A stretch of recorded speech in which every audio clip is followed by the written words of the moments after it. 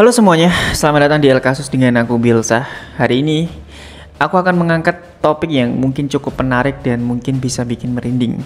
Dan jujur aku juga meriset ini semuanya, itu aku sangat kagum dengan beliau, dengan cerita-ceritanya, dengan latar belakang, dengan sejarah singkatnya gitu. Siapa lagi kalau bukan Bapak Prabowo Subianto.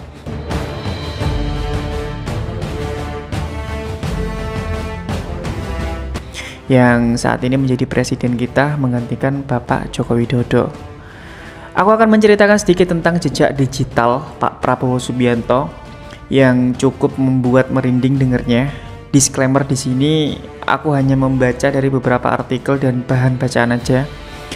Dan kalau misalkan ada kesalahan dalam penyampaian atau informasi, mohon maaf dan disilakan diluruskan di komentar di bawah ini. Nanti pas aku baca lagi komentarnya, dan kalau misal ada yang penasaran pengen baca bukunya, aku udah taruh nama buku di deskripsi di bawah ini. Siapa tahu kalian penasaran pengen baca tentang beliau. Oke, mungkin gak usah berlama-lama lagi ya, biar kita nggak panjang-panjang banget. Siapkan telinga kalian dan cari tempat yang nyaman dan tenang. Dan mari kita mulai.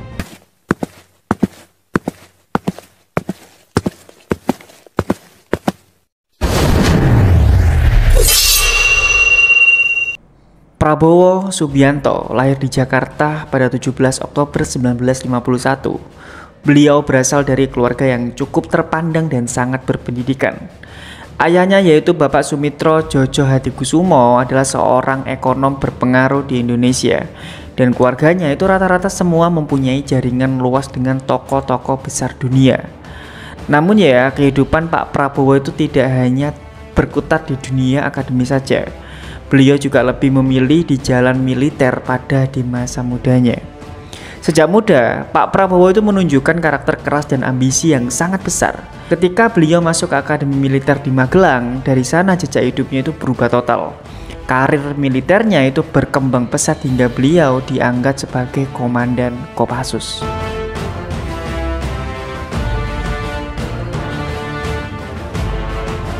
Jejak beliau yang paling mencolok di dalam militer adalah pada waktu keterlibatannya dalam operasi-operasi berbahaya yang bikin merinding dengernya.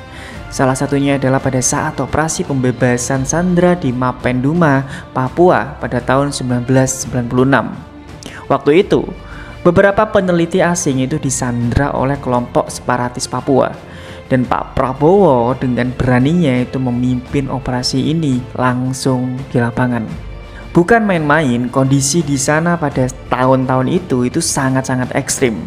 Hutan Papua yang sangat lebat, cuaca yang sangat tidak menentu, dan bahkan ancaman serangan mendadak dari kelompok bersenjata membuat operasi ini sangat sulit.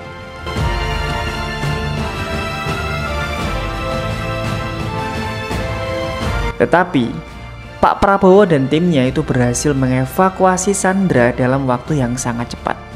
Aksinya ini menciptakan kesan bahwa Pak Prabowo adalah sosok yang berani mengambil resiko besar, meskipun dengan cara-cara yang tidak selalu konvensional. Namun keberanian Pak Prabowo juga membawa kontroversi. Di balik keberhasilannya di Mapenduma, muncul berbagai rumor tentang tindakan represif dan metode keras yang dia terapkan di lapangan. Isu ini menjadi salah satu noda hitam dalam karir militernya.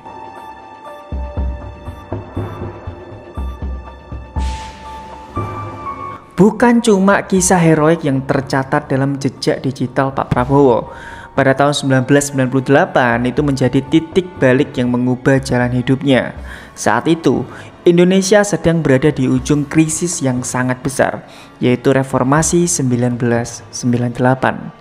Di mana Pak Prabowo yang pada saat itu menjabat sebagai Panglima Kostrad dituding terlibat dalam kasus penculikan aktivis pro-demokrasi. Ini bukanlah sekedar rumor biasa, karena beberapa aktivis hilang begitu saja tanpa jejak.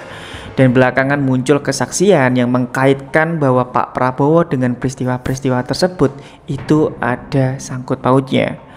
Meski beliau mengaku tindakannya bertujuan menjaga stabilitas negara, Pak Prabowo itu akhirnya dipecat dari dinas militer dan dipaksa meninggalkan karir yang telah dia bangun selama berpuluh-puluh tahun.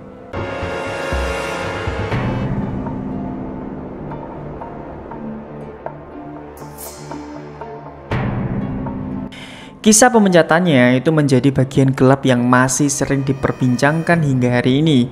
Banyak orang itu merasa bahwa kasus tersebut penuh misteri dan belum benar-benar terungkap. Setelah keluar dari militer, Pak Prabowo mencoba masuk ke dunia politik, tapi jalannya sudah pasti tidak mudah.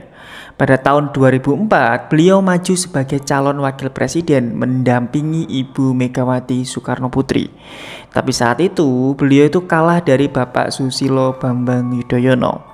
Meski Pak Prabowo sering dicemooh dan juga dihina, dan banyak orang juga mengolok-olok beliau sebagai bekas jenderal yang gagal, Pak Prabowo tidak pantang menyerah. Beliau maju terus dengan jalannya. Hingga sampai pada momen di mana beliau membangun partai politik yang bernama Gerindra. Dan perlahan tapi pasti, beliau mengkokohkan dirinya di dunia politik. Pak Prabowo mencalonkan diri sebagai presiden pada tahun 2014 dan 2019. Sayangnya, saat itu beliau kalah bersaing dengan Bapak Joko Widodo. Jejak digital itu menunjukkan banyak momen di mana Bapak Prabowo itu diejek, diserang secara politik, bahkan disebut tidak pantas sebagai pemimpin. Tapi beliau itu terus bertahan dan berusaha untuk terus maju dengan niat dan tekadnya. Hingga akhirnya pada tahun 2019, setelah kekalahan keduanya dalam Pilpres, sesuatu yang mengejutkan terjadi. Bapak Jokowi menunjuk Pak Prabowo sebagai Menteri Pertahanan Indonesia.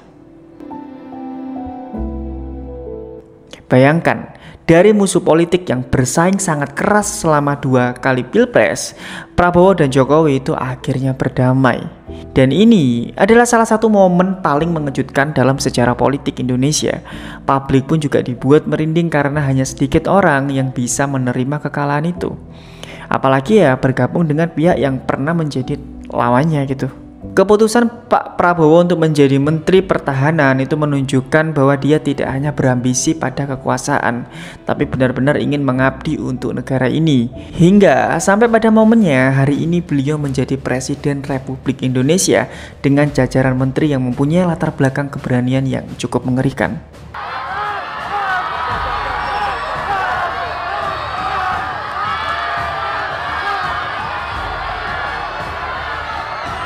Jejak digital Bapak Prabowo Subianto itu memang penuh dengan kontroversi, kisah heroiknya dan keputusan-keputusan yang bikin orang merinding.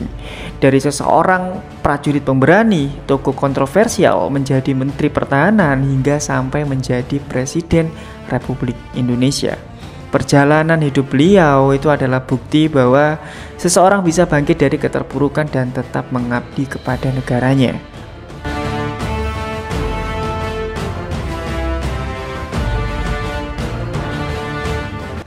Mungkin di sini nanti akan ada yang bilang bahwa aku melebih-lebihkan ceritanya atau gimana gitu kan ya. Ya aku sih bodo amat ya. Kalau misalkan nanti ditanya kenapa aku membuat konten ini, jawabannya karena aku kagum dengan sosok beliau. Karena menurutku beliau adalah sosok yang sangat pantas menjadi pemimpin. Apalagi dengan banyak kesaksian-kesaksian mantan-mantan prajuritnya yang pernah menjadi bawahan beliau. Saat aku membaca buku-bukunya, nggak tahu kenapa aku ngerasa kayak merinding aja gitu, kayak kagum sama kepemimpinannya beliau pada saat beliau masih muda. Kalau misalnya ada yang ngata-ngatain Pak Jokowi atau Pak Prabowo, apalagi soal fisik atau soal keluarganya, menurutku itu adalah gambaran beberapa masyarakat Indonesia yang mempunyai pola pikir kurang dewasa, atau bahasa bakunya mungkin goblok. Dan orang-orang modelan gitu itu susah untuk membedakan antara mengkritik dan juga menghina. Itu susah membedakan. Dan aku yakin mungkin orang yang menghina itu biasanya di circle-nya pertemanan itu biasanya sih dibenci ya, karena nggak punya teman aja gitu kan, makanya ya dia itu melakukan semuanya itu di media sosial. Ya kasihan sih. Karena ya aku yakin banyak orang Indonesia yang masih bisa berpikir kritis dan sangat dewasa untuk bisa membedakan mana kritik dan mana yang menghina. Jadi ya susah sih kalau musuhnya orang-orang ngeyel dan agak rasis. Kenapa nggak doa yang baik-baik aja gitu kan ya? Ya boleh bersuara itu, tapi harus jelas gitu kritikannya itu di mana, itu masalahnya di mana. Bukan malah rasis dan ngatain personal bahkan fisiknya. Menurutku ya orang itu ya orang bodoh aja gitu. Sekali lagi ya ini opiniku. Kalau kalian nggak terima ya terserah aja sih. Dan terima kasih sudah nonton video ini sampai habis. Dan untuk menutup konten ini, terima kasih buat kalian yang masih stay di channelku. Dan kalau misalkan kalian pengen baca buku-bukunya, sudah aku taruh di deskripsi, silahkan cari sendiri bukunya. Di Tokped mungkin ada, atau mungkin di Shopee mungkin ada, di toko online manapun pasti ada. Oke, mungkin itu aja ya. Terima kasih sudah nonton video ini sampai habis. Maaf kalau misalkan penyampaiannya agak belibet, dan sampai jumpa lagi di El Kasus selanjutnya.